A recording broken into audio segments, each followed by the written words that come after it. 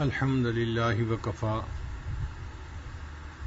وسلام علی عبادہ الذین اصطفى اما بعد اعوذ باللہ من الشیطان الرجیم بسم اللہ الرحمن الرحیم واضرب لهم مثل الرجلین آپ ان سے دو شخصوں کا حال بیان کیجئے جعلنا لأحدہما جنتین من اعناب ان میں سے ایک کو ہم نے انگور کے دو باغ عطا کیے وحففناہما بنخل اور ان کو ہم نے کھجور کے درختوں سے گھیر دیا وجعلنا بینہما زرعا اور ان دونوں کے درمیان ہم نے کھیتی بھی اگا دی یعنی ایک بندے کے دو باغ تھے انگور کے ان انگور کے دو باغوں کے درمیان کھیتی بھی تھی اور اس کے اطراف میں کھجوروں کے درخت بھی تھے. یہ سورہ کہف کا دوسرا قصہ ہے ایک بندے کا جس کے پاس دو باغ تھے. بعض مفسرین نے لکھا کہ بنی اسرائیل کے یہ دو بندے تھے. ایک امیر آدمی تھا اور اس کا باغ تھا. ایک فقیر آدمی تھا مگر ایمان والا تھا. دونوں بھائی تھے یا آپس میں پڑوسی تھے تعلق تھا. ان کا یہ واقعہ ہے. اور بعض مفسرین نے لکھا کہ نہیں مکہ مکرمہ کے دو لوگ تھے اور یہ ان دونوں کا واقعہ ہے. بہرحال مکہ مکرمہ کے ہوں یا بنی اسرائیل کے واقعہ دو بندوں کا ہے. ایک امیر تھا مشرک تھا ایمان سے خالی تھا اور دوسرا فقیر تھا مگر ایمان والا تھا. اللہ تعالیٰ بیان فرماتے ہیں کہ جس شخص کو ہم نے باغ دیے اس کے پاس انگوروں کے دو باغ تھے اور ان باغوں کے درمیان کھیتی بھی تھی اور اس کے اطراف میں کھجور کے درخت بھی تھے. یہاں دو باغ کیوں کہے گئے ذرا اس کی حقیقت کو سمجھ لیجئے کہ باغ کے درمیان میں سے پانی کی نہر جا رہی تھی. جن لوگوں کے ہاں نہری پانی ہوتا ہے وہ سمجھتے ہیں کہ نہر سے جب پانی لیا جاتا ہے اور اس کی نالا آگے لے کر جاتے ہیں تو دو طرف کھیت الگ الگ ہو جاتے ہیں. حالانکہ وہ ایک ہی مالک ہوتا ہے مگر اس نالے کے ایک طرف کھیت الگ نظر آتا ہے اور دوسری طرف الگ نظر آتا ہے. تو یہ بھی معاملہ ایسا ہی تھا کہ مالک ایک تھا اور باغ بھی ایک ہی تھا لیکن درمیان میں پانی کے نالا گزرنے کی وجہ سے وہ ایک کی جگہ دو باغ نظر آتے تھے. تو اللہ رب العزت نے یوں ہی فرما دیا کہ ہم نے ایک بندے کو دو باغ عطا کیے تھے. ان انگور کے دو باغوں کے درمیان جو حصہ تھا اس میں کھیتی باڑی ہوتی تھی اور اس کی جو اطراف تھیں اس کے اوپر کھجور کے درخت لگے ہوئے تھے. کلتا الجنتین آتت اکلہا یہ دونوں باغ اپنا پورا پورا پھل دیتے تھے. ولم تظلم منہ شیئا اور پھلوں میں ذرا بھی کمی نہ رہتی تھی. وفجرنا خلالہما نہرا اور ہم نے ان دونوں کے درمیان نہر جاری کر دی تھی. یعنی وہ جو پانی کا نالا تھا نا وہ نہر تھی جو درمیان میں گزر رہی تھی جس نے باغ کو دو حصوں میں تقسیم کر دیا تھا. وکان لہ ثمر اور اس کے لیے اور بھی پھل تھے. فقال لصاحبہ وہو یحاورہ اس بندے نے اپنے ساتھی سے بات کی انا اکثر منک مالا واعز نفرا کہ میں تجھ سے مال بھی زیادہ رکھتا ہوں اور میرے پاس کام کرنے والے بندے بھی زیادہ ہیں. عام طور پر ہم نے دیکھا ہے کہ جو کسان لوگ ہوتے ہیں یہ جب بیٹھ کے باتیں کرتے ہیں تو اپنے کھیت کی فصل کی باتیں کرنا ان کو اچھا لگتا ہے. تو اس نے بھی کہا کہ دیکھو میرا مال بھی تجھ سے زیادہ ہے اور میرے پاس جو کام کرنے والے لوگ ہیں وہ بھی تجھ سے زیادہ ہیں. ودخل جنتہ اور وہ اس حال میں اپنے باغ میں داخل ہو گیا وَهُوَ ظَالِمٌ لِنَفْسِهِ، اور وہ اپنی جان پر ظلم کرنے والا تھا، یعنی متکبر بندہ تھا، مال کا گھمنڈ تھا اس کو، تو وہ اپنی جان پہ ظلم کرنے والا تھا۔ قال، کہنے لگا، ما اظن ان تبید هذه ابدا، کہ میں یہ گمان نہیں کرتا کہ یہ باغ کبھی خراب ہوگا۔ جب آدمی اپنے کھیت کو، باغ کو سیٹ کر لیتا ہے نا، تو دیکھ کے اس کا دل چاہتا ہے کہ یہ ہمیشہ اسی طرح رہے، کبھی خراب نہ ہو۔ تو یہ بندہ بھی جب اپنے باغ میں داخل ہوتا تھا تو دیکھ کے سوچتا تھا کہ میرا یہ باغ ہمیشہ اسی طرح رہے گا، یہ کبھی بھی خراب نہیں ہوگا۔ وما اظن الساعة قائمة، اور نہ میں یہ خیال کرتا ہوں کہ قیامت قائم ہوگی۔ وَلَئِن رُدِدتُّ إِلَىٰ رَبِّي لَأَجِدَنَّ مِنْهَا خَيْرًا مِنْهَا مُنْقَلَبًا، اور اگر اپنے رب کی طرف لوٹا دیا گیا تو اس سے بہتر لوٹنے کی جگہ ضرور وہاں بھی پالوں گا۔ امیر آدمی کے دل میں عجیب غلط فہمی ہوتی ہے، وہ یہ سمجھتا ہے کہ دنیا میں اللہ نے مجھے جیسے یہاں آسانیاں دی ہیں اور عیش و آرام دیا ہے، جب میں مر جاؤں گا تو آخرت میں بھی مجھے اسی طرح عیش و آرام بھی ملے گا، میں یہاں بھی خاص ہوں، میں آگے بھی اللہ کا خاص بندہ ہوں۔ وہ اپنے اعمال کو نہیں دیکھتا، وہ اپنے مال کو اللہ کے ہاں اپنی قبولیت کی دلیل سمجھتا ہے کہ اللہ مجھ سے راضی ہے تو اللہ نے مجھے اتنا رزق دیا ہوا ہے، ہر چیز اللہ نے جو مجھے عطا کی ہے اس کا مطلب اللہ مجھے اچھا سمجھتے ہیں، مجھے پسند کرتے ہیں، اور چونکہ مجھے پسند کرتے ہیں اور اللہ نے دنیا میں مجھے اتنا دیا ہے تو اول تو قیامت کے دن آنا نہیں، اور اگر آ بھی گیا تو وہاں بھی مجھے اسی طرح بڑا باغ ملے گا اور میں وہاں بھی بڑا بن کر زندگی گزاروں گا۔ قال له صاحبه وهو يحاوره، اس کے ساتھی نے جواب دیتے ہوئے اس سے کہا، اکفرت بالذی خلقک من تراب، کیا تم نے کفر کیا اس اللہ کے ساتھ، اس ذات کے ساتھ جس نے تجھے مٹی سے پیدا کیا، ثم من نطفۃ، پھر نطفہ سے پیدا کیا، ثم سواک رجلا، پھر اللہ نے تجھے بالکل صحیح آدمی بنایا، یعنی اللہ نے تمہیں پیدا کیا، اگر وہ چاہتا تمہاری بصارت نہ ہوتی، سماعت نہ ہوتی، تمہارے جسم کے اعضاء ٹھیک نہ ہوتے، صحت اچھی نہ ہوتی، اللہ نے تمہیں بالکل صحیح صحت کے ساتھ صحیح سالم انسان بنایا، تو یہ اللہ کا تجھ پر فضل ہے اور کرم ہے۔ لَٰكِنَّ هُوَ اللَّهُ رَبِّي، تو میری بات تو یہ ہے کہ وہ اللہ میرا رب ہے، وَلَا أُشْرِكُ بِرَبِّي أَحَدًا، اور میں اپنے رب کے ساتھ کسی کو شریک نہیں ٹھہراتا۔ وَلَوْلَا إِذْ دَخَلْتَ جَنَّتَكَ، اور جب تو اپنے باغ میں داخل ہوا، قُلْتَ مَا شَاءَ اللَّهُ، تو تجھے چاہیے تھا کہ تو یہ کہتا کہ یہ اللہ کی طرف سے ہے، لا قوت الا باللہ، اللہ کے سوا کوئی قوت والا نہیں، ان ترنی انا اقل منک مالا و ولدا، اگر تو مجھے اس حال میں دیکھ رہا ہے کہ میں تجھ سے مال اور اولاد میں کم ہوں، فعسى ربی ان یؤتینی خیرا من جنتک، قریب ہے کہ میرا رب مجھے تجھ سے بہتر باغ عطا فرما دے، وَيُرْسِلَ عَلَيْهَا حُسْبَانًا مِّنَ السَّمَاءِ، اور تیرے باغ پر اللہ آسمان سے کوئی آفت بھیج دے، فَتُصْبِحَ صَعِيدًا زَلَقًا، جس کی وجہ سے تیرا باغ ایک میدان بن کر رہ جائے، اور يُصْبِحَ مَاؤُهَا غَوْرًا، اور اللہ تعالیٰ پانی کو زمین کے اندر نیچے اتار دے، فَلَن تَسْتَطِيعَ لَهُ طَلَبًا، پھر تو اسے طلب کرنے کی کوشش نہ کر سکے، یعنی تو پانی نکالنا بھی چاہے تو اتنا گہرا پانی ہو کہ تو پانی نکال ہی نہ سکے۔ ابھی تو تجھے وافر پانی مل رہا ہے نا، جس کی وجہ سے تیرے باغ میں پھل بھی ہے اور تجھے مال مل رہا ہے اور تیرے اندر تکبر آ گیا ہے۔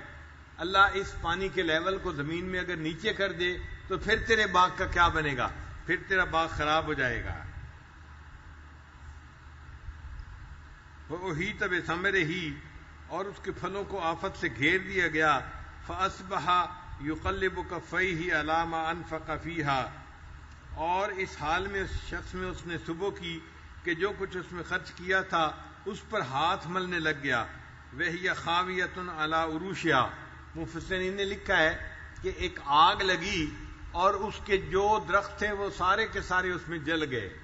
یہ جو انگور کے درخت ہوتے ہیں نا، یہ سیزن میں تو سرسبز ہوتے ہیں، پھل دیتے ہیں، جب سیزن ختم ہو جاتا ہے تو اس کے پتے بالکل خشک ہو جاتے ہیں، بلکہ اس کو کاٹ دیا جاتا ہے تو باقی خشک لکڑی کی طرح درخت رہ جاتا ہے۔ اب جب آگ لگی تو وہ جو خشک لکڑی کی طرح درخت تھے وہ جل گئے، اور اس کا باغ بالکل چٹیل میدان کی طرح بن گیا، اور اس نے پھلوں کو لٹکانے کے لیے جو اس کے اوپر چیزیں لگائی ہوئی تھیں وہ بھی جل کر نیچے گر گئیں۔ اب وہ افسوس کرنے لگا، میں نے تو اس باغ کو ڈیولپ کرنے کے لیے اتنا پیسہ خرچ کیا تھا، آگ لگ گئی، میرا پیسہ بھی ضائع ہو گیا اور میرا باغ بھی چلا گیا۔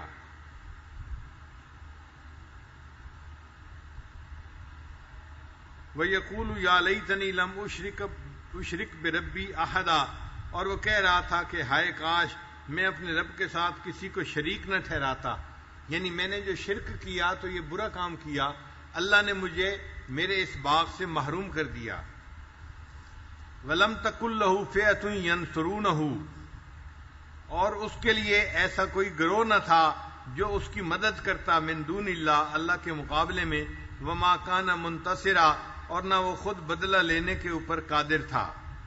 یہ جو آیت مبارکہ ہے نا، یہ خاص معنی رکھتی ہے کہ اللہ تعالیٰ نے اس متکبر بندے کے باغ کو جلا دیا اور اس سے نعمت کو واپس لے لیا، اور فرمایا کہ جب ہم نے نعمت کو واپس لے لیا نہ کوئی اس کی مدد کرنے والا تھا اور نہ وہ کوئی بدلہ لے سکتا تھا۔ ہنالک الولایۃ للہ الحق، ایسے موقع پر اللہ کے سوا میں اللہ ہی کی مدد ہوتی ہے جو حق ہے۔ ہوا خیر ثوابا و خیر عقبا، وہ بہتر ہے ثواب کے اعتبار سے اور بہتر ہے انجام کے اعتبار سے۔ یہ اس باغ والے کا قصہ ہے جو سورہ کہف کے اندر بیان کیا گیا۔ پھر اس کے ساتھ اللہ تعالیٰ دوبارہ انسان کو زندگی اور آدم علیہ الصلوۃ والسلام کے قصے کی طرف لے کے آتے ہیں۔ فرمایا وَاضْرِبْ لَهُم مَثَلَ الْحَيَاةِ الدُّنْيَا كَمَاءٍ أَنزَلْنَاهُ مِنَ السَّمَاءِ، اور آپ ان لوگوں سے دنیاوی زندگی کی حالت بیان کر دیجئے کہ یہ تو پانی ہے جو ہم نے آسمان سے اتارا، فاختلط بہ نبات الارض، پھر اس کے ذریعے زمین سے اگنے والی چیزیں خوب پیدا کیں، حشیماً تذروہ الریاح، اور پھر وہ چیزیں جو تھیں وہ چورا چورا ہو کر رہ گیا، وکان اللہ علی کل شیء مقتدرا، جسے ہوائیں اڑا کر لے گئیں اور اللہ ہر چیز پر قادر ہے۔ المال والبنون زینت الحیات الدنیا، یہ آیت مبارکہ یہ بتا رہی ہے کہ دیکھو جس کو اس دنیا میں نعمت ملی ہے وہ اس نعمت کو اللہ کی طرف منسوب کرے۔ اگر اللہ کی طرف منسوب کرنے کی بجائے اپنی طرف منسوب کرے گا تو جو پروردگار نعمتیں دینا جانتا ہے وہ پروردگار نعمت واپس لینا بھی جانتا ہے، وہ واپس بھی نعمت لے لیتا ہے۔ اللہ نے اس بندے کو باغ دیا تھا، یہ تکبر کرنے لگ گیا، اللہ نے آگ لگا کے اس کے باغ کو جلا دیا اور راکھ جو تھی اس کو ہوا نے اڑا دیا، کچھ بھی اس کے پلے نہیں بچا۔ اب اس کا کوئی مددگار بھی نہیں اور وہ اللہ سے بدلہ بھی نہیں لے سکتا، چونکہ اللہ تو غالب ہے اپنے کام میں۔ تو اللہ فرماتے ہیں کہ یہ دنیا کی مثال تو پانی کی مانند ہے، پانی ہم اتارتے ہیں اور زمین کے اندر کھیتی ہو جاتی ہے، پھر وہ کھیتی خشک ہو جاتی ہے اور ہوا اس مٹی کو اڑا دیتی ہے۔ وَيَوْمَ نُسَيِّرُ الْجِبَالَ وَتَرَى الْأَرْضَ بَارِزَةً، اور جس دن ہم پہاڑوں کو چلا دیں گے اور اے مخاطب تو زمین کو دیکھے گا کہ وہ کھلا میدان ہے۔ وَحَشَرْنَاهُمْ، اور ہم ان سب کو جمع کر لیں گے، فَلَمْ نُغَادِرْ مِنْهُمْ أَحَدًا، سو ان میں سے کسی کو بھی نہ چھوڑیں گے۔ وَعُرِضُوا عَلَىٰ رَبِّكَ صَفًّا، اور وہ آپ کے رب پر صفیں بنائے ہوئے پیش کیے جائیں گے۔ لَقَدْ جِئْتُمُونَا كَمَا خَلَقْنَاكُمْ أَوَّلَ مَرَّةٍ، آج تم ہمارے پاس اسی حالت میں آئے ہو جیسا کہ ہم نے تمہیں پہلی بار پیدا کیا تھا۔ یعنی جب انسان پیدا ہوتا ہے نا تو ایک ایک بچہ دنیا میں آتا ہے، پیدا ہوتا رہتا ہے، ایک ایک بچہ دنیا میں پیدا ہوتا ہے اور دنیا میں آتا رہتا ہے۔ اسی طرح قیامت میں انسان صفیں بنائیں گے اور ایک ایک کر کے اپنے رب کے سامنے حساب کے لیے پیش ہوں گے۔ جئتمونا فرادا کما خلقناکم اول مرۃ، ایک ایک کر کے اللہ کے سامنے پیش ہوں گے اور اپنے کیے کا حساب دیں گے اللہ کے سامنے۔ ووضع الکتاب، اور اعمال نامے رکھ دیے جائیں گے۔ فَتَرَى الْمُجْرِمِينَ، آپ مجرمین کو دیکھیں گے، مشفقین مما فی، کہ کہ وہ اپنے نام اعمال کے اندر جو لکھے ہوئے گناہ ہوں گے ان کی وجہ سے ڈر رہے ہوں گے. وَيَقُولُونَ اور وہ یوں کہیں گے یا ویلتنا ما لہذا الکتاب ہے ہماری بربادی ایک ایسی کتاب ہے لا یغادر صغیرۃ ولا کبیرۃ الا احصاها اس نے کسی چھوٹے یا بڑے گناہ کو نہیں چھوڑا. ووجدوا ما عملوا حاضرا اور جو انہوں نے دنیا میں کیا ہوگا اس سب کو اپنے نام اعمال میں حاضر پائیں گے. ولا یظلم ربک احدا اور تیرا رب تو کسی کے اوپر ظلم نہیں کرے گا. تو اللہ تعالیٰ نے آخرت کے بارے میں یہ چند آیات جو ہیں درمیان میں بیان فرما دی تاکہ دنیا سمجھے کہ صرف دنیا ہی کی زندگی تک بات نہیں ہے، اصل زندگی تو آخرت کی ہے اور ہمیں آخرت میں اپنے اعمال کا حساب اللہ کے سامنے دینا ہے. پھر اللہ تعالیٰ فرماتے ہیں وَإِذْ قُلْنَا لِلْمَلَائِكَةِ اسْجُدُوا لِآدَمَ اور جب ہم نے فرشتوں سے کہا کہ تم آدم کو سجدہ کرو فسجدوا ان سب نے سجدہ کر لیا الا ابلیس مگر ابلیس نے نہ کیا. کان من الجن وہ جنوں میں سے تھا. ففسق عن امر ربی اس نے اپنے رب کی نافرمانی کی. افتتخذونہ وذریتہ اولیاء من دونی وہم لکم عدو پھر کیا تم مجھے چھوڑ کر اسے اور اس کی ذریت کو دوست بناتے ہو، یعنی اے انسانوں تم اللہ کو چھوڑ کر شیطان کو اور شیطان کی ذریت کو دوست بناتے ہو حالانکہ وہ تو تمہارا دشمن ہے. بئس للظالمین بدلا یہ ظالموں کے لیے بہت برا بدل ہے. ما اشہدتم خلق السماوات والارض میں نے انہیں آسمانوں کے اور زمین کے پیدا کرنے کے وقت نہیں بلایا. ولا خلق انفسہم اور نہ ان کے پیدا کرنے کے وقت میں. وما کنت متخذ المضلین عضدا اور میں گمراہ کرنے والوں کو اپنا مددگار بنانے والا نہیں ہوں. وَيَوْمَ يَقُولُ نَادُوا شُرَكَائِيَ الَّذِينَ زَعَمْتُمْ اور اس دن کو یاد کرو جس دن اللہ فرمائے گا کہ تم انہیں بلاؤ جنہیں تم میرا شریک سمجھتے تھے. فَدَعَوْهُمْ پس وہ ان کو پکاریں گے. فَلَمْ يَسْتَجِيبُوا لَهُمْ اور وہ ان کے بت ان کے جو شرکا ہوں گے ان کو جواب نہیں دیں گے. وَجَعَلْنَا بَيْنَهُمْ مَوْبِقًا اور ہم ان کے درمیان ایک آڑ بنا دیں گے. وَرَأَى الْمُجْرِمُونَ النَّارَ اور مجرم لوگ دوزخ کو دیکھیں گے. فَظَنُّوا پھر یقین کر لیں گے أَنَّهُمْ مَوَاقِعُوهَا کہ وہ اس میں گرنے والے ہیں. وَلَمْ يَجِدُوا عَنْهَا مَصْرِفًا اور اس سے بچنے کی کوئی اور ان کے پاس راہ نہیں ہے.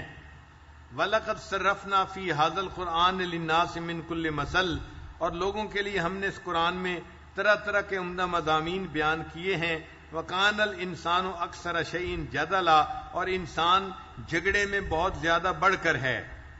وَمَا مَنَعَ النَّاسَ أَن يُؤْمِنُوا اور ہدایت آ جانے کے بعد لوگوں کو ایمان لانے اور اپنے رب سے مغفرت طلب کرنے سے صرف اس بات نے روکا ہوا ہے وَيَسْتَغْفِرُوا رَبَّهُمْ إِلَّا أَن تَأْتِيَهُمْ سُنَّةُ الْأَوَّلِينَ أَوْ يَأْتِيَهُمْ عَذَابُ قُبُلًا کہ ان کے ساتھ اگلے لوگوں جیسا معاملہ ہو جائے یا ان کے آمنے سامنے عذاب آ جائے. یعنی وہ ایمان اس لیے نہیں لاتے کہ یا تو وہ عذاب کے انتظار میں ہوتے ہیں یا وہ سمجھتے ہیں کہ جیسا پہلے لوگوں کے ساتھ معاملہ ہوا ایسا معاملہ ہمارے ساتھ بھی ہو. وَمَا نُرْسِلُ الْمُرْسَلِينَ إِلَّا مُبَشِّرِينَ وَمُنذِرِينَ اور ہم پیغمبروں کو صرف بشارت دینے والا اور ڈرانے والا ہی بنا کر بھیجتے رہے ہیں. وَيُجَادِلُ الَّذِينَ كَفَرُوا بِالْبَاطِلِ لِيُدْحِضُوا بِهِ الْحَقَّ اور جن لوگوں نے کفر اختیار کیا وہ باطل کے ذریعے جھگڑا کرتے ہیں. وَاتَّخِذُوا آیَاتِي وَمَا أُنذِرُوا هُزُوًا اور اس کے ذریعے حق کو ہٹا دے اور لوگوں نے میری آیات کو اور جس چیز کے ان کو ڈرایا گیا مذاق کی چیز بنا رکھا ہے. یعنی لوگ شریعت کو مذاق بنا لیتے ہیں. انبیاء کرام کے ساتھ یہ لوگ جھگڑتے رہے اور اپنے غلط جو ہے موقف کے اوپر یہ لوگ ڈٹے رہے. وَمَنْ أَظْلَمُ مِمَّنْ ذُكِّرَ بِآيَاتِ رَبِّهِ اور اس سے بڑھ کر کون ظالم ہوگا جسے اس کے رب کی آیتوں کے ذریعے نصیحت کی گئی. فَأَعْرَضَ عَنْهَا اس نے اس سے روگردانی کی. وَنَسِيَ مَا قَدَّمَتْ يَدَاهُ اور جو کچھ اس نے آگے بھیجا ہے اسے بھول گیا. إِنَّا جَعَلْنَا عَلَىٰ قُلُوبِهِمْ أَكِنَّةً ہم نے ان کے دلوں پر اس کے سمجھنے کے لیے پردے ڈال دیے. أَن يَفْقَهُوهُ سمجھنے کے لیے. وَفِي آذَانِهِمْ وَقْرًا اور ان کے کانوں کے اندر بھی ڈانٹ دے رکھی ہے. یعنی کچھ لوگ ایسے ہوتے ہیں جیسے ان کے کانوں کے اندر کچھ ڈال دیا گیا، ان کو خیر کی بات سنائی نہیں دیتی اور ان کے دلوں پہ پردہ آ جاتا ہے، اور اس پردے کی وجہ سے وہ حق بات کو سمجھنے سے قاصر ہوتے ہیں۔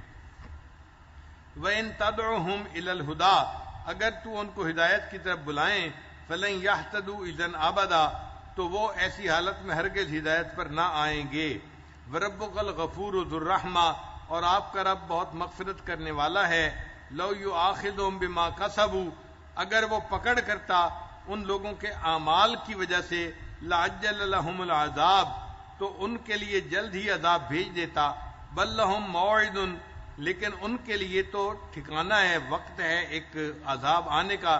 لن یجدوا من دونہ موئلا، وتلک القری اہلکناہم، اور یہ وہ بستیاں ہیں جن کو ہم نے ہلاک کر دیا، لما ظلموا، کہ انہوں نے گناہ کیے، وجعلنا لمہلکہم موعدا، اور ہم نے ان کے ہلاک ہونے کے لیے وقت کو مقرر کر رکھا ہے۔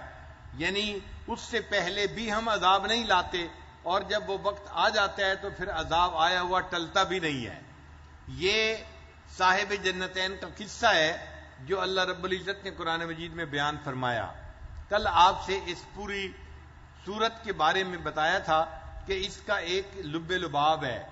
وہ لب لباب کیا تھا کہ اس میں اللہ تعالیٰ نے 5 قصے بیان فرمائے ہیں۔ کتنے قصے بیان فرمائے ہیں؟ 5 قصے۔ ان قصوں میں جو سب سے مرکزی قصہ ہے وہ حضرت آدم علیہ السلام کا اور ابلیس کا قصہ ہے، آدم و ابلیس کا قصہ۔ اس میں سے کچھ آج آیات بھی گزری جس میں جو ہے ابلیس کے بارے میں کچھ باتیں ہوئیں، تو یہ آدم و ابلیس کا قصہ یہ مرکزی قصہ ہے۔ اور اس سے پہلے 2 قصے تھے وہ عوام الناس کے قصے تھے۔ ان میں سے ایک قصہ تھا اصحاب کہف کا اور ایک قصہ تھا صاحب جنتین کا۔ ہم نے اصحاب کہف کا قصہ بھی پڑھ لیا اور صاحب جنتین کا قصہ بھی آپ پڑھ لیا۔ پھر اس کے بعد 2 قصے ہوں گے، وہ خواص کے قصے ہوں گے۔ ان میں سے ایک قصہ ہوگا حضرت موسیٰ علیہ السلام اور خضر علیہ السلام کا، جو قرآن مجید کے اندر بیان ہوا۔ یہ انشاءاللہ ہم کل پڑھیں گے۔ اور دوسرا قصہ جو خواص میں سے تھا وہ ایک بادشاہ کا ہوگا جس کا نام تھا سکندر ذوالقرنین۔ اس نے اللہ کی زمین پہ اللہ کے حکم کو نافذ کیا تھا۔ یہ قصہ بھی آئندہ بعد میں آئے گا۔ یہ 2 خواص کے قصے ہم بعد میں پڑھیں گے۔ تو گویا پوری سورت کا خلاصہ آپ 5 قصوں میں سمجھ سکتے ہیں۔ درمیانی قصہ کون سا تھا؟ آدم علیہ السلام تھا اور ابلیس کا۔ اور پہلے 2 قصے کون سے تھے؟ عوام الناس کے۔ ان میں سے ایک قصہ کس کا تھا؟ اصحاب کہف کا تھا، اور دوسرا کس کا تھا؟ صاحب جنتین کا تھا۔ اور بعد کے 2 قصے کن کے ہیں؟ خواص کے قصے ہیں۔ ان میں سے پہلے خواص میں سے کون تھے؟ حضرت موسیٰ علیہ السلام تھے، اور ایک بندہ تھا جس کو اللہ نے علم عطا کیا تھا، وہ خضر علیہ السلام تھے۔ اور دوسرے خاص بندے کون تھے؟ ایک بادشاہ گزرا ہے جس کا نام سکندر ذوالقرنین تھا، اور اس کو اللہ نے ہر چیز دنیا کی عطا کی تھی، اور وہ اللہ کی زمین پہ اللہ کا حکم نافذ کرنے والا تھا، اس لیے وہ خاص بندہ تھا۔ یہ 2 قصے آئندہ ہم پڑھیں گے۔ ابھی تک ہم نے صرف 2 قصے پڑھے ہیں، اور تیسرا قصہ آدم و ابلیس کا بھی آج کچھ ہم نے پڑھا ہے، باقی 2 قصے بعد میں پڑھیں گے۔ اب یہ تو لب لباب ہو گیا۔ اب اس لب لباب کو تھوڑا سا اور آگے بڑھا لیجئے تو آپ کے لیے بات کو یاد کرنا آسان ہوگا کہ ان تمام قصوں میں سب سے پہلے اللہ رب العزت نے جب سورہ کہف کو شروع کیا تو اپنی الوہیت کا ذکر کیا ہے کہ الہ کون ہے؟ فقط اللہ کی ذات ہے۔ عبادت کے لائق کون ہے؟ اللہ کی ذات ہے۔ لا الہ الا اللہ، نہیں کوئی معبود سوائے اللہ کے۔ تو اللہ نے سورت کو شروع کیا تو شروع میں اللہ نے اپنی الوہیت کا تذکرہ کیا ہے، اور جب اللہ نے اس سورت کو ختم کیا تو ختم کے اوپر اپنی ربوبیت کا ذکر کیا ہے۔ ختم میں اللہ نے کس کا تذکرہ کیا ہے؟ اپنی ربوبیت کا تذکرہ کیا ہے کہ رب کون ہے؟ اللہ کی ذات ہے۔ فمن کان یرجو لقاء ربہ، اپنی ربوبیت کا تذکرہ اللہ نے سورت کے آخر پر کیا ہے۔ تو سورت کے شروع میں اللہ نے تذکرہ کس کا کیا؟ اپنی الوہیت کا۔ اور آخر پہ تذکرہ کس کا کیا؟ اپنی ربوبیت کا۔ اور ایک نقطہ اور بھی یاد رکھیں کہ سورت کے شروع میں اللہ نے اپنے پیارے حبیب صلی اللہ علیہ وسلم کا تذکرہ کیا، مگر ان کی ابدیت کا تذکرہ کیا ہے۔ ان کی ابدیت کا تذکرہ کیا ہے۔ الحمدللہ الذی انزل علی عبدہ الکتاب، تو عبد کا تذکرہ کیا ہے. تو شروع میں اللہ نے اپنے حبیب کی ابدیت کا تذکرہ کیا ہے، اور آخر کے اوپر جہاں اللہ نے اپنی ربوبیت کا تذکرہ کیا وہاں پر اپنے محبوب کی بشریت کا تذکرہ کیا ہے. وہاں کس کا تذکرہ کیا ہے؟ محبوب کی بشریت کا تذکرہ کیا ہے. قل انما انا بشر مثلکم، تو بشریت کا تذکرہ آ گیا نا. تو اب پوری سورت کا خلاصہ اور آپ زیادہ بہتر طور پہ سمجھ سکتے ہیں کہ اس سورت میں کتنے قصے بیان ہوئے؟ 5. مرکزی قصہ کون سا ہے؟ آدم و ابلیس کا قصہ، اور اس سے پہلے 2 عوام الناس کے قصے ہیں. ایک ان میں سے نوجوانوں کا قصہ اصحاب کہف کا ہے، اور دوسرا صاحب جنتین ایک امیر آدمی کا قصہ، مگر وہ مشرک تھا، ایمان سے خالی تھا، اس کا قصہ اللہ نے بیان فرمایا ہے. یہ 2 قصے ہم نے پڑھ لیے، اور اس کے بعد 2 قصے اور ہوں گے، وہ خواص کے قصے ہوں گے. ان میں سے ایک ہوگا حضرت موسیٰ علیہ السلام کا واقعہ، اور دوسرا کون سا ہوگا؟ سکندر ذوالقرنین کا واقعہ. حضرت موسیٰ علیہ السلام تو کلیم اللہ تھے، اللہ کے رسول تھے، اولو العزم رسولوں میں سے تھے، اس لیے وہ خواص میں سے تھے. اور سکندر ذوالقرنین اس لیے خواص میں سے تھا کہ وہ امیر آدمی تھا، مگر اللہ کے زمین پر اللہ کے حکم کو نافذ کرنے والا تھا. اور جو بندہ اللہ کی زمین پہ اللہ کے حکم کو نافذ کرے وہ اللہ کو بڑا پسندیدہ ہوتا ہے، اس لیے وہ بھی ایک مقبول بندہ بن گیا، اللہ کا خاص بندہ بن گیا. پھر اس سورت کے شروع میں اللہ نے اپنی الوہیت کا تذکرہ کیا ہے. کس کا تذکرہ کیا ہے؟ اپنی الوہیت کا. اور سورت کے آخر میں اللہ نے اپنی ربوبیت کا تذکرہ کیا ہے. پھر سورت کے شروع میں اللہ نے اپنے حبیب صلی اللہ علیہ وسلم کی ابدیت کا تذکرہ کیا ہے. کس کا کیا ہے؟ ان کی ابدیت کا تذکرہ کیا ہے. اور سورت کے آخر میں اللہ نے اپنے حبیب صلی اللہ علیہ وسلم کی بشریت کا تذکرہ کیا ہے. یہ اب پوری سورت کا خلاصہ آپ کے ذہن میں گویا بیٹھ گیا. اب ہم ذرا چند نکات اور بھی اس کے بارے میں پڑھتے ہیں. سب سے پہلے نکات ہیں جو اللہ تعالیٰ ارشاد فرماتے ہیں الحمدللہ الذی انزل علی عبدہ الکتاب، کہ اللہ رب العزت نے اپنے پیارے حبیب صلی اللہ علیہ وسلم کے لیے عبد کا لفظ استعمال کیا ہے. انسان کے لیے سب سے بڑا مقام جو وہ دنیا میں پا سکتا ہے وہ ابدیت ہے. سب سے بڑی بلندی جو انسان اس دنیا میں حاصل کر سکتا ہے وہ بلندی کون سی ہے؟ ابدیت. اسی لیے انسان ذکر کرتا ہے تاکہ ذکر کی وجہ سے انسان کے اندر اللہ کی محبت آ جائے، اور اللہ کی محبت اس کے دل سے ماں سوا کی محبت کو ختم کر دیتی ہے، دنیا کی محبت مٹا دیتی ہے، مخلوق کی محبت کر دیتی ہے، دل اللہ کی محبت سے بھر جاتا ہے. اب یہ اللہ کی محبت جو ہے صرف اسی کا ہونا ہی مقصود نہیں ہے، بلکہ اس سے ایک قدم آگے ہے. وہ کیا؟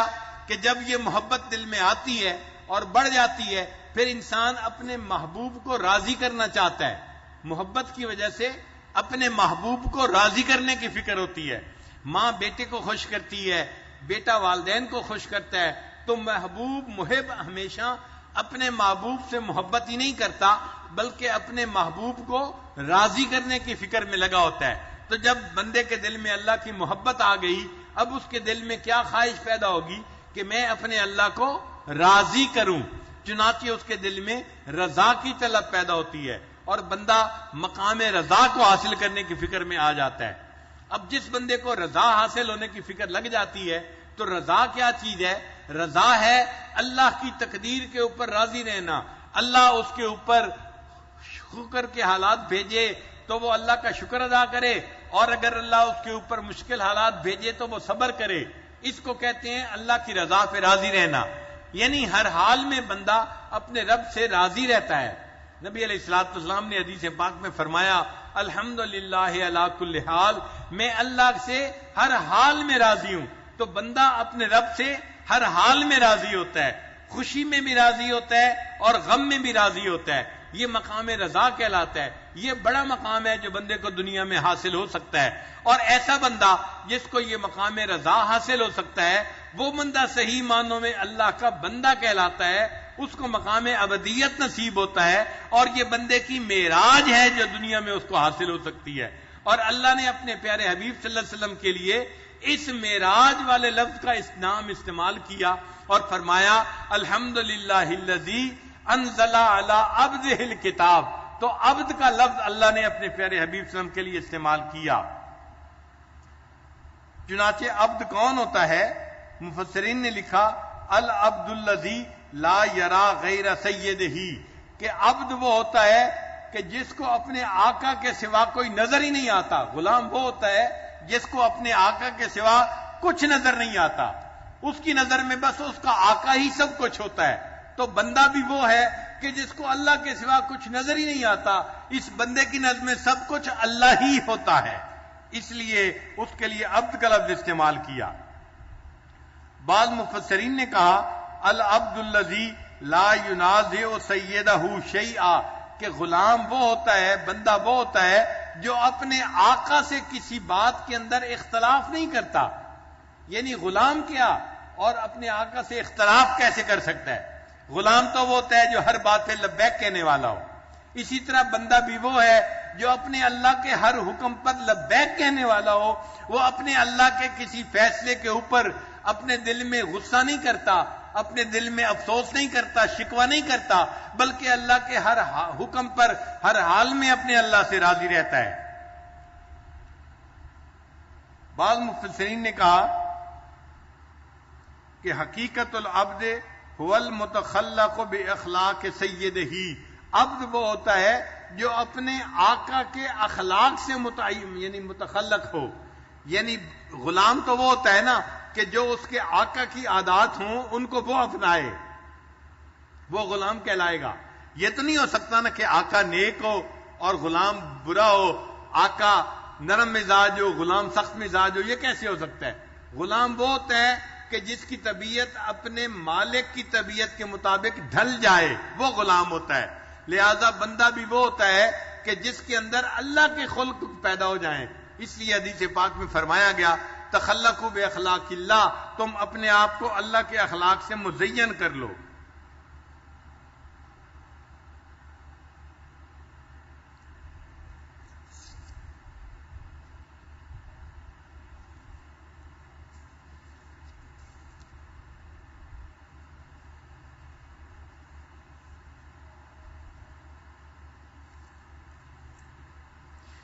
اللہ رب العزت نے سورت کو حمد کے ساتھ شروع کیا، تو ہمیں چاہیے کہ قولی، فعلی اور حالی ہر طرح کی حمد اللہ کے لیے ہونی چاہیے. قولی کہتے ہیں زبان سے انسان الحمدللہ پڑھے، اللہ کی تعریف کرے، اللہ میں آپ سے ہر حال میں راضی ہوں، اے اللہ آپ نے مجھے بہت اچھے حال میں رکھا ہے، میں اپنے پروردگار سے ہر حال میں خوش ہوں. یہ قولی حمد ہو گئی. اور ایک ہے فعلی. فعلی کا مطلب یہ کہ انسان پھر اللہ کے حکموں کی فرما برداری بھی کرے. یہ اللہ کی حمد ہے کہ انسان اللہ کے حکموں کی پابندی کرنے والا ہو. اور حالی جو ہے وہ یہ کہ انسان کسی بھی حال میں ہے، عند کل حال من الاحوال، وہ اللہ کی حمد بیان کرے. نبی علیہ السلام نے ارشاد فرمایا الحمدللہ علی کل حال، کہ میں اللہ سے ہر حال میں راضی ہوں. تو بندہ اپنے اللہ سے ہر حال میں راضی رہے. یہ اللہ تعالیٰ کی حمد ہے جو ہمیں بیان کرنی چاہیے اور ہمیں راضی رہنا چاہیے.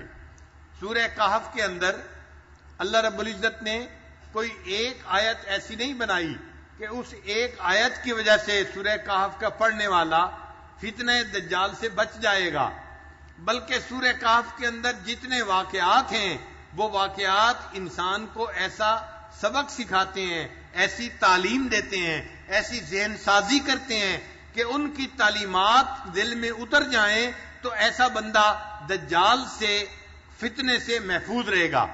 دجال کے فتنے کے بارے میں حدیث پاک میں ہے کہ نبی علیہ السلام نے ارشاد فرمایا کہ آدم علیہ السلام سے لے کر قیامت تک کوئی اتنا بڑا فتنہ نہیں آیا جتنا فتنہ بڑا دجال کا فتنہ ہوگا.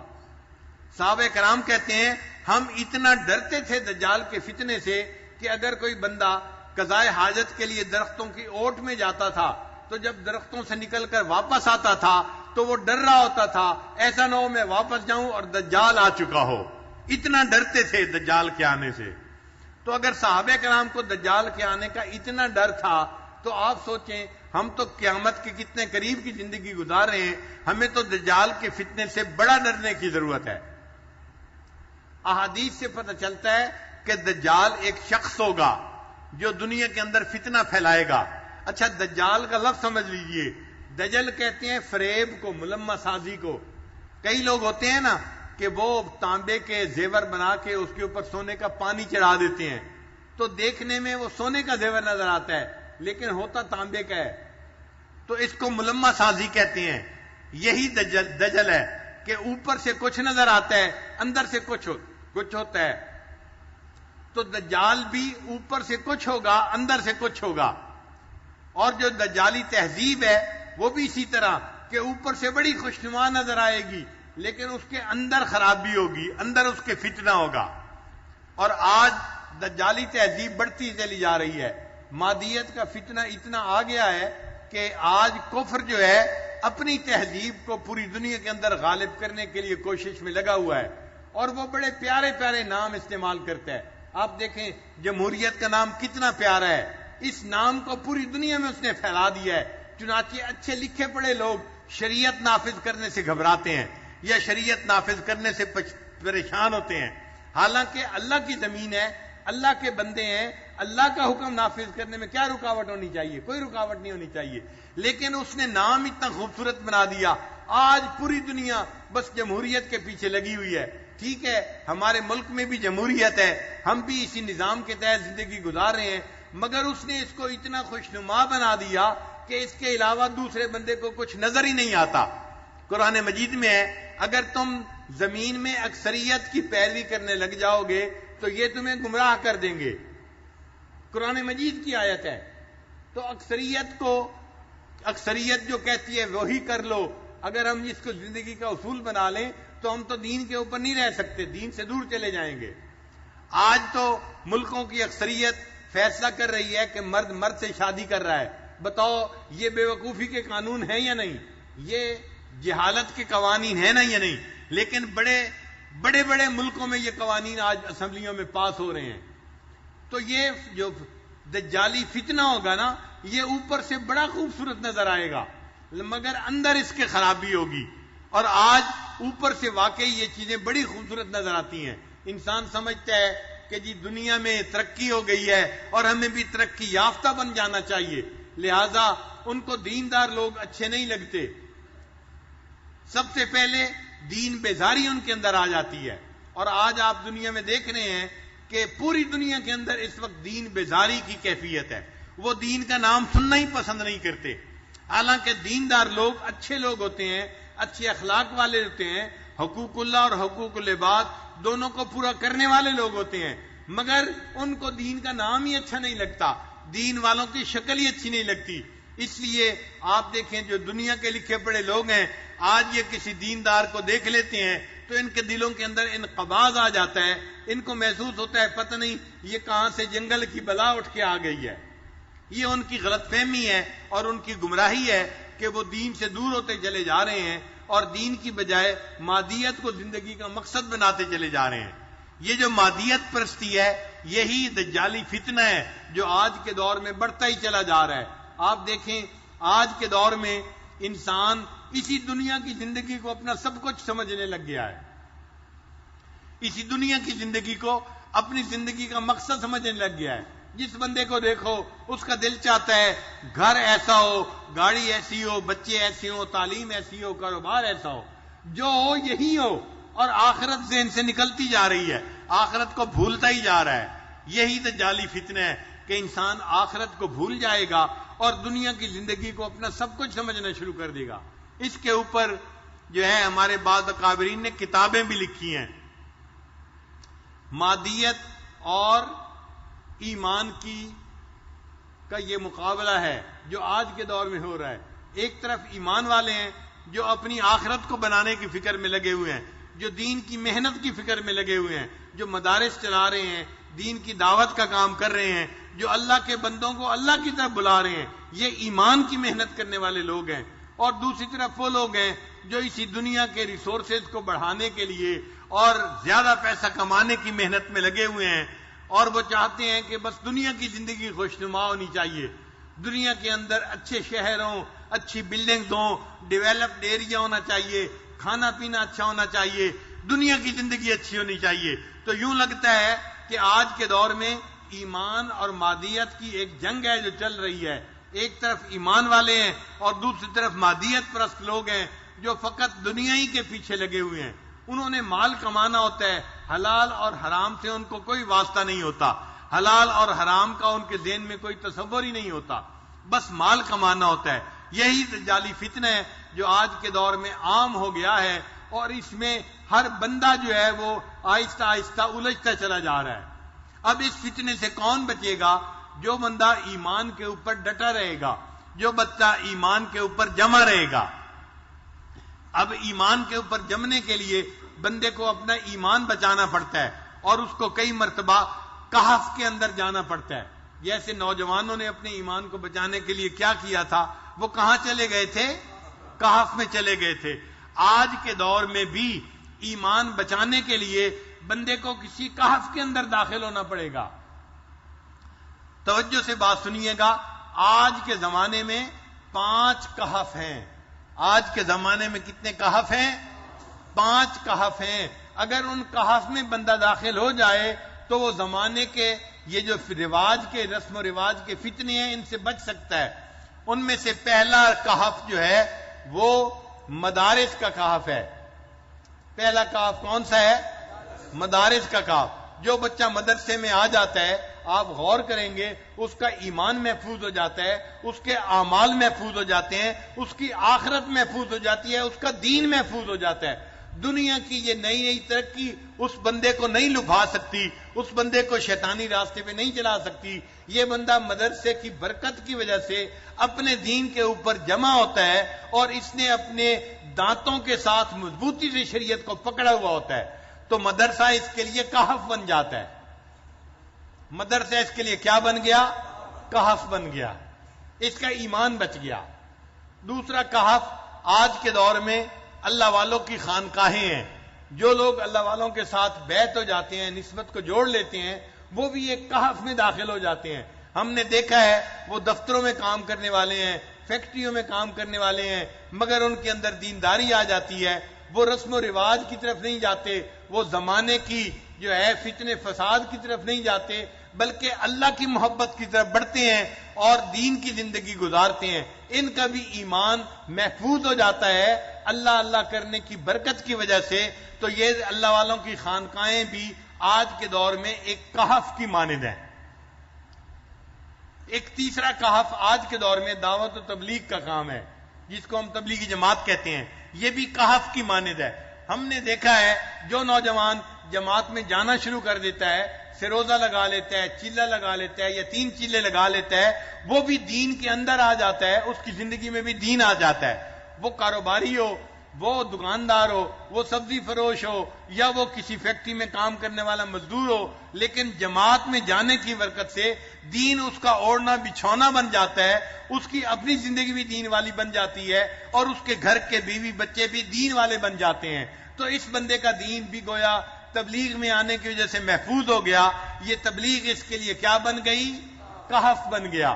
تو مدارس بھی کہف ہیں، خانقاہیں بھی کہف ہیں، اور دعوت و تبلیغ کا کام بھی کہف ہے. یہ کہف ہے. اور ایک چوتھا کہف ہے، وہ قرآن مجید ہے.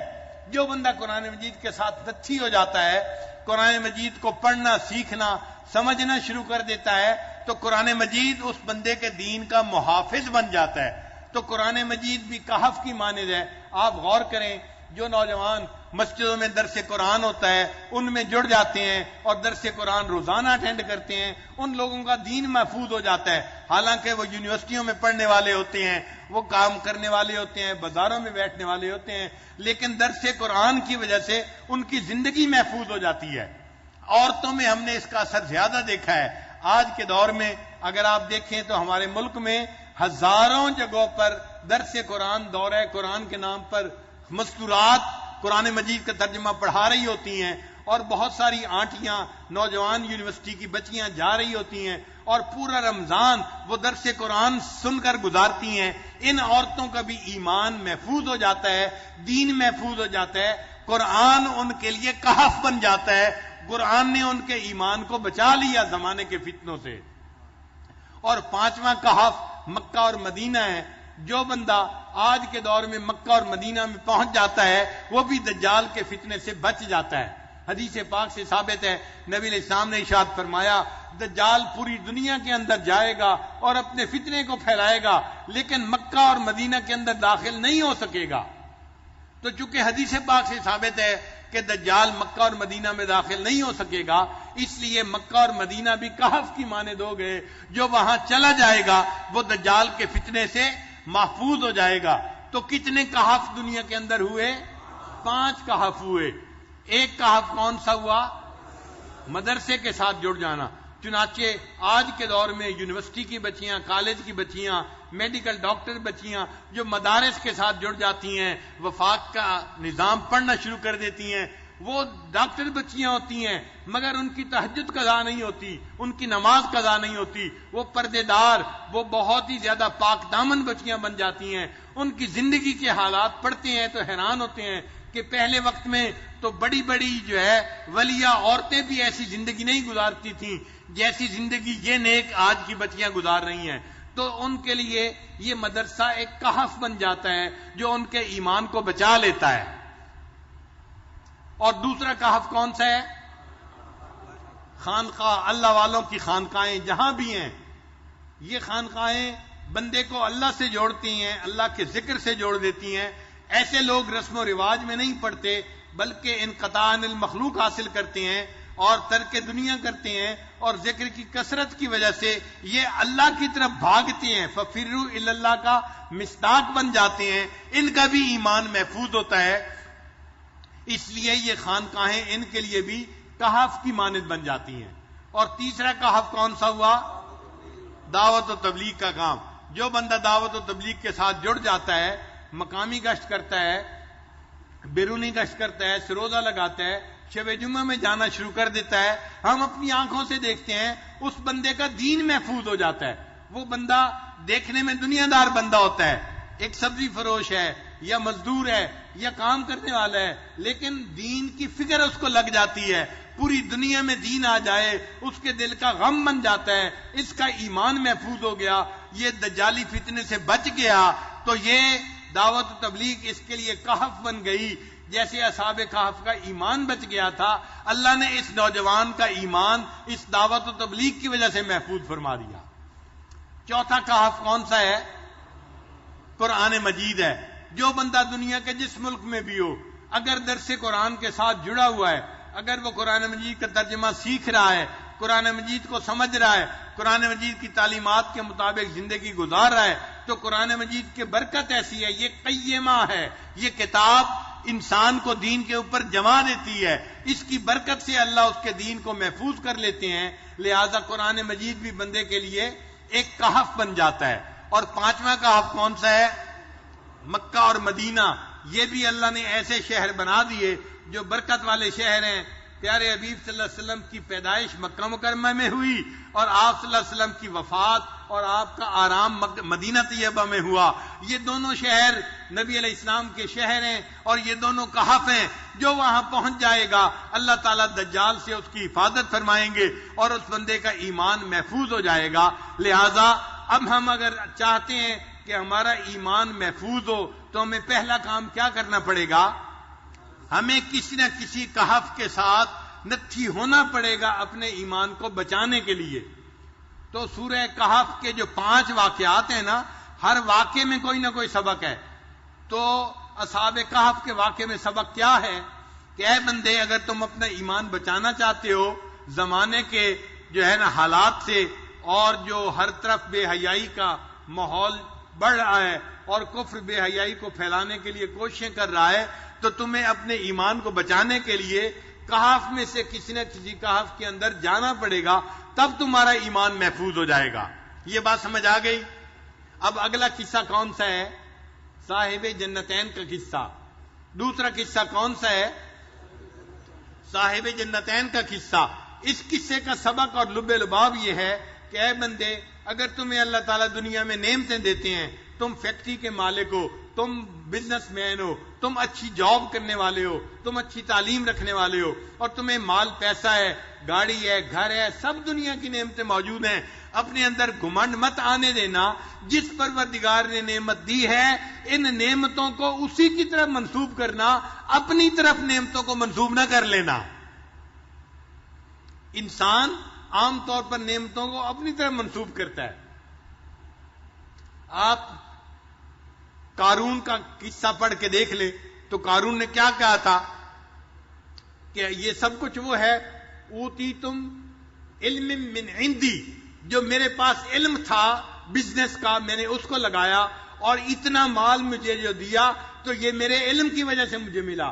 اس نے اس مال کو اللہ کی طرف نہیں منسوب کیا کہ اللہ نے مجھے رزق عطا کیا ہے، بلکہ اس کو اپنی طرف منسوب کیا کہ یہ مجھے ملا ہے. تو قارون نے کیا کیا تھا؟ مال کو اپنی طرف منسوب کیا تھا. اس کی وجہ سے پھر اللہ کی پکڑ میں آ گیا. اور یہ جو صاحب جنتین تھا اس نے بھی مال کو کس طرح منسوب کیا؟ اپنی طرح منسوب کیا. میرا یہ باغ ہے، میرا باغ کبھی ختم نہیں ہوگا، میں نے اتنا اچھا اس کو ڈیولپ کیا ہے اور یہ ہمیشہ ہمیشہ رہے گا، اور میں تو مر بھی گیا تو مجھے تو آخرت میں بھی اتنا اچھا ٹھکانہ مل جائے گا.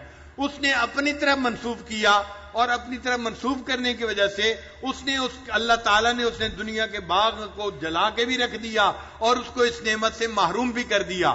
تو یہ قصہ ہمیں سکھا رہا ہے کہ جس بندے کو اللہ دنیا میں نعمت عطا کرے وہ نعمت کو کس کی طرف منسوب کرے؟ اس منعم علیہ طرح کی طرف منسوب کرے جس نے نعمت کو عطا کیا ہے. جو پروردگار نعمتیں دینا جانتا ہے وہ پروردگار نعمتیں لینا بھی جانتا ہے.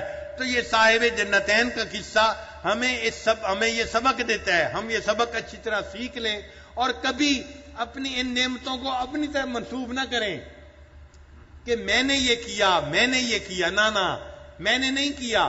اگر فیکٹری میری چل رہی ہے تو میں نہیں چلا رہا، اللہ چلا رہے ہیں. اگر میری کھیتی سب مجھے زراعت دے رہی ہے تو میں نہیں اس سے کھیتی لے رہا، اللہ مجھے دے رہے ہیں. تو دینے والا کون ہے؟ اللہ ہے. اللہ کی طرف نظر جانی چاہیے، اپنی ذات کی طرف نظر نہیں جانی چاہیے. تو صاحب جنتین کے ذریعے سے ہمیں یہ سبق مل گیا. تو ہمیں اصحاب کہف کے قصے سے کیا سبق ملا؟ کہ ہمیں اپنا ایمان بچانے کے لیے کسی نہ کسی کہف کے ساتھ نتھی ہو کے زندگی گزارنی چاہیے. چنانچہ وہ 5 کہف کون سے ہیں؟ مدارس کہف ہیں، خانقاہیں کہف ہیں، دعوت و تبلیغ کا کام کہف ہے، قرآن مجید کے درس جہاں بھی دنیا میں ہوتے ہیں، مرد دیتے ہیں، عورتیں دیتی ہیں، مرد عورت سب کے لیے یہ قرآن مجید کے ساتھ نتھی ہو جانا یہ کہف کے اندر داخل ہونے کی مانند ہے. قرآن مجید بندے کے ایمان کو محفوظ کر لیتا ہے اور بندے کو سیدھے رستے کے اوپر رکھتا ہے، بھٹکنے نہیں دیتا. اور 5واں کہف کون سا ہے؟ 5واں کہف مکہ مدینہ ہے. اس لیے حدیث پاک میں آتا ہے کہ قرب قیامت میں ایک وقت آئے گا کہ دیندار لوگ پریشان ہوں گے اور پریشان ہو کے وہ مکہ اور مدینہ کی طرف ہجرت کریں گے. کوئی مدینہ جائے گا، کوئی مکہ جائے گا، تو مکہ اور مدینہ کی طرف ہجرت کرنا یہ حدیث پاک سے ثابت ہے.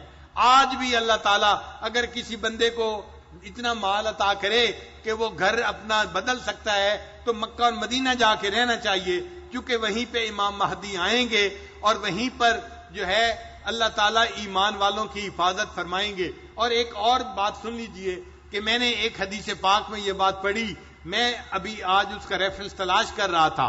اس حدیث پاک میں تھا کہ جب امام مہدی آئیں گے تو امام مہدی کے جو انصار ہوں گے یہ کہف میں رہنے والے لوگ ہوں گے. امام مہدی کے جو انصار ہوں گے، انصار سے کیا مراد؟ ان کے جو مددگار ہوں گے. تو ان کے مددگار کون لوگ ہوں گے؟ جو اس وقت کے اصحاب کہف ہوں گے وہ ان کے مددگار ہوں گے. تو جو گویا اس وقت ان 5 کہف کے اندر رہنے والے لوگ ہوں گے نا، یہ اپنے وقت میں امام مہدی کے انصار بنیں گے، ان کے دوست بنیں گے، اور اللہ ان کے ایمانوں کی حفاظت فرمائیں گے اور دجال کے فتنے سے یہ لوگ محفوظ رہیں گے. تو سورہ کہف ہمیں دجال کے فتنے سے محفوظ کرتی ہے. سورہ کہف کے اندر 5 قصے ہیں اور ہر قصہ ہمیں ایک سبق سکھاتا ہے. ہم نے 2 قصے پڑھے ہیں. اور 2 قصوں سے ہم نے 2 سبق سیکھے ہیں.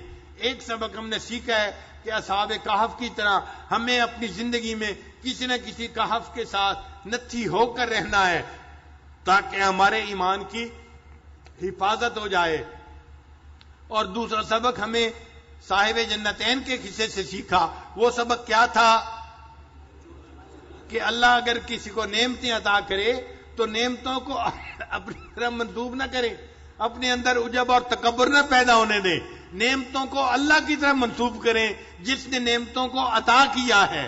جو بندہ ایسا کرے گا وہ شکر ادا کرنے والا ہوگا, اس کا ایمان محفوظ رہے گا. اور جو ان کو اپنی طرف منسوب کرے گا یہ دجالی فتنے کے اندر جو ہے وہ گرفتار ہو جائے گا اور ایمان سے محروم ہو جائے گا. یہ 2 قصے آج ہم نے پڑھے اور ان 2 قصوں کے ساتھ ہم نے جو ہے آج ہم نے جو سبق سیکھا وہ بھی ہم نے دہرا لیا ہے. تیسرا قصہ تھا آدم و ابلیس کا. تو یہ قصہ ہمیں اپنی آخرت کی طرف یاد دلاتا ہے. اس کا لب لباب یہ ہے کہ ہم دنیا میں رہتے ہوئے فقط دنیا کی زندگی کو اپنا مقصد نہ سمجھیں, اپنی منزل نہ سمجھیں. منزل ہماری کچھ اور ہے. ہم خانہ بدوش لوگ ہیں. ہم کون ہیں؟ خانہ بدوش لوگ ہیں. ہمارا گھر جنت تھا, وہاں سے نکل پڑے اور ہم دنیا میں ایک جگہ سے دوسری جگہ رہتے پھر رہے ہیں. بالآخر جانا کہاں ہے؟ ہم نے جنت میں جانا ہے. ہم اپنے گھر کو نہ بھولیں.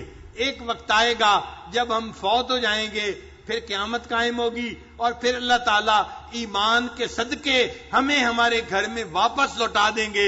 ہم جنت میں واپس پہنچیں گے. وہ ہمارا ٹھکانہ ہوگا, وہ ہمارا مستقر ہوگا. وہاں پر ماں کے سینہ فی ہے ابدا, ہم ہمیشہ ہمیشہ نعمتوں میں زندگی گزارنے والے بن جائیں گے. تو تیسرا قصہ ہمیں یاد دلاتا ہے, اے لوگوں فقط دنیا کی زندگی کو اپنا سب کچھ نہ سمجھو اور دنیا سے دل نہ لگاؤ اور دنیا کے آرام اور دنیا کی عیش پرستی کے اوپر نہ ریجھ جاؤ, بلکہ اپنی آخرت کو یاد رکھنا اور اپنے اصلی گھر کو کبھی نہ بھولنا. تو 3 قصے ہم نے پڑھے اور 3 قصے ہمیں کیا کیا سبق یاد دلاتے ہیں. پہلا قصہ اصحاب کہف کا, وہ ہمیں سبق دیتا ہے کہ ہمیں زندگی گزارنی ہے تو کسی نہ کسی کہف کے ساتھ نتھی ہو کے زندگی گزارنی ہے. اور کہف کتنے ہیں؟ 5 ہیں. کون کون سے؟ مدارس, خانقاہیں, دعوت تبلیغ کا کام, قرآن مجید کا درس جہاں بھی ہوتا ہے, اور مکہ مدینہ. یہ 5 کہف ہیں. ہمیں ان کے ساتھ نتھی ہو کے زندگی گزارنی ہے. ہمارا ایمان محفوظ رہے گا اور ہم دجالی فتنے سے بچ کے زندگی گزار جائیں گے. اور دوسرا قصہ صاحب جنتین کا, وہ ہمیں کیا سبق سکھاتا ہے کہ اگر کسی بندے کو اللہ تعالیٰ دنیا کی نعمتیں عطا کرے تو ان نعمتوں کو وہ اپنی طرف منسوب نہ کرے, اپنے اندر عجب اور تکبر نہ پیدا کرنے دے, اپنے اندر بڑائی نہ پیدا کرے, بڑا بول نہ بولے, اپنے اندر گھمنڈ نہ پیدا کرے, بلکہ اللہ کی نعمتوں کی قدر دانی کرے. بے قدر نہ بنے, احسان فراموش نہ بنے, بلکہ اللہ کا احسان مند بنے اور کہے کہ میرے اللہ نے مجھے سب کچھ عطا کیا ہے, میں اس اللہ کا فرما بردار بندہ بن کے زندگی گزاروں گا. اور تیسرا قصہ جو آدم علیہ السلام کا ہے, وہ قصہ ہمیں کیا سبق سکھاتا ہے کہ ہم خانہ بدوش لوگ ہیں. ہمارا اصلی گھر کون سا ہے؟ جنت ہے. ہمیں جنت سے اللہ تعالیٰ نے امتحان کی خاطر دنیا میں بھیجا. ہم یہاں در بدر کی ٹھوکتے کھاتے پھرتے ہیں جیسے یہ خانہ بدوش لوگ ہوتے ہیں. آپ نے دیکھا ہے نا خانہ بدوش لوگوں کو, ایک جگہ گھر بناتے ہیں, پھر اپنا سب سامان اٹھا کے دوسری جگہ گھر بناتے ہیں, پھر تیسری جگہ گھر بناتے ہیں, چلتے پھرتے زندگی گزارتے ہیں. یہ دنیا کی زندگی ہماری بھی ایسی ہے کہ چند دن کی زندگی ہے. ہم نے بھی بس اپنی زندگی گزار کے بالآخر یہاں سے چلے جانا ہے. ہم نے یہاں دل نہیں لگانا. ہمارا دل اٹکے تو کہاں اٹکے؟ آخرت میں اٹکا ہوا ہو. التجافی عن دار الغرور والانابۃ الی دار الخلود, یہ ہماری کیفیت ہونی چاہیے. چنانچہ آدم علیہ السلام کا قصہ ہمیں اپنے اصلی گھر کی یاد دلاتا ہے. ہم اپنے اصلی گھر کو یاد رکھیں. اللہ تعالی ہمیں دنیا میں نیکوکاری کی زندگی گزارنے کی توفیق عطا فرمائے, اور جب ہماری موت آئے اللہ ہمیں ایمان کے ساتھ یہاں سے جانے کی توفیق عطا فرمائے, اور قیامت کا حساب اللہ آسان فرمائے, اور ہمارے لیے اللہ تعالی جنت میں داخلہ آسان فرمائے. وآخر دعوانا ان الحمد للہ رب العالمین.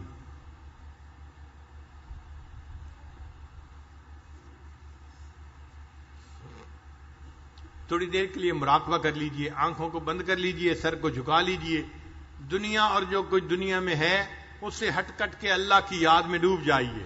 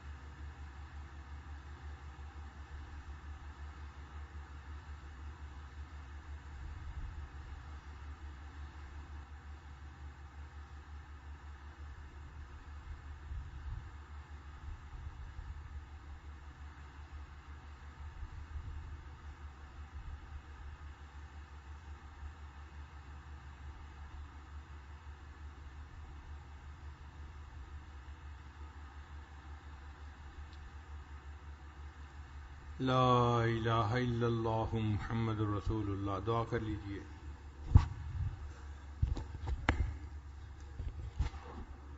سبحان ربی الوہاب. اللہم صلی علی سیدنا محمد وعلی آل سیدنا محمد وبارک وسلم.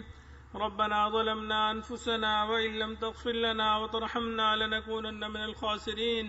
پروردگار عالم، ہم ظاہر میں بندے ہیں، حقیقت میں نہایت گندے ہیں. ہمارے من کی گندگیوں کو دور فرما اللہ، دلوں کی ظلمتوں کو دور فرما. اے میرے مولا، ہمارے سینوں کو اپنی محبت سے لبریز فرما اللہ. اپنے عشق کی آتش ہمارے سینوں میں پیدا فرما اللہ. انگ انگ سے اپنے ذکر کو جاری فرما، روئیں روئیں سے اپنے ذکر کو جاری فرما. ہڈی ہڈی بوٹی بوٹی میں اپنی محبت پیدا فرما. اے بے کسوں کے دستگیر، اے ٹوٹے دلوں کو تسلی دینے والے، اے خالی جھولیوں کو بھر دینے والے، پروردگار عالم ہماری جھولیوں کو بھرپور فرما. اے میرے مولا، حضرت نے جیسے آج فرمایا کہ کسی کہف کے ساتھ جڑنا چاہیے، اللہ ہم بھی آپ کے ایک ولی کی خانقاہ میں حاضر ہیں. اے میرے مولا، ہمارے ایمان کی حفاظت فرما اللہ، ایمان کی سلامتی عطا فرما. اے میرے مولا، ہم نے اس دنیا میں دیکھا بچہ چلتا چلتا تھک جاتا ہے، کہتے ہیں ابو مجھے اٹھا لیجئے میں تھک گیا ہوں۔ اللہ ہم بھی نفس اور شیطان کے ساتھ لڑتے لڑتے تھک چکے ہیں، اے میرے مولا ہمیں اپنی رحمتوں کی چادر عطا فرما، اللہ اپنی رحمت عطا فرما۔ اے میرے مولا آپ کو اپنی رحمتوں پہ بڑا ناز ہے، جا بجا قرآن مجید میں اس کے تذکرے فرمائے ہیں۔ اے میرے مولا آج اپنی رحمتوں کا مظاہرہ فرما دیجئے، اے میرے مولا رحمتوں کا مظاہرہ فرما دیجئے۔ اللہ یہ دور قریب سے لوگ یہاں آئے بیٹھے ہیں، اے میرے مولا یہ کوئی دنیا مانگنے تو نہیں آئے بیٹھے، اللہ دنیا کے طلبگار تو نہیں ہیں، اللہ یہ آپ سے آپ کو چاہتے ہیں، اللہ اپنی محبت عطا فرما دیجئے، اللہ اپنی لقاء عطا فرما دیجئے، پروردگار عالم اپنے نیک لوگوں میں شامل فرما لیجئے۔ اے میرے مولا دنیا والے کہتے ہیں یہ اللہ کے ہیں، اللہ کے ہیں، اے میرے مولا آج آپ بھی ایک دفعہ کہہ دیجئے ہاں تم میرے ہو، اے میرے مولا ایک دفعہ کہہ دیجئے ہاں تم میرے ہو۔ پروردگار عالم آپ کو منانا اس وقت تک ضروری ہے جب تک کہ آپ راضی نہ ہو جائیے، اے میرے مولا ہم سے راضی ہو جائیے، پیارے اللہ راضی ہو جائیے، پیارے مولا راضی ہو جائیے۔ پروردگار عالم آپ کی رحمت کی نظر اٹھتی ہے، فضیل بن عیاض کو ڈاکوؤں کی سرداری سے نکال کے ولیوں کی دنیا کا سردار بنا دیتے ہیں، اللہ آپ کی رحمت کی نظر اٹھتی ہے، بشرافی کو دنیا کے شراب خانے سے نکال کے اپنی محبت کی شراب پلا دیتے ہیں، اے میرے مولا آپ کی رحمت کی نظر اٹھتی ہے، جنید بغدادی کو دنیا کی پہلوانی سے نکال کے ولیوں کی دنیا کا پہلوان بنا دیتے ہیں، اے میرے مولا آپ کی رحمت کی نظر اٹھتی ہے، اللہ وہ عمر جو ایمان کے طلبگار بھی نہیں تھے، اللہ آپ کی رحمت پڑ گئی، آپ نے ان کو عمر بن خطاب بنا دیا، اللہ ایمان عطا فرما دیا، اے میرے مولا یہ سب تو آپ کی رحمت کے طلبگار ہیں، اے میرے مولا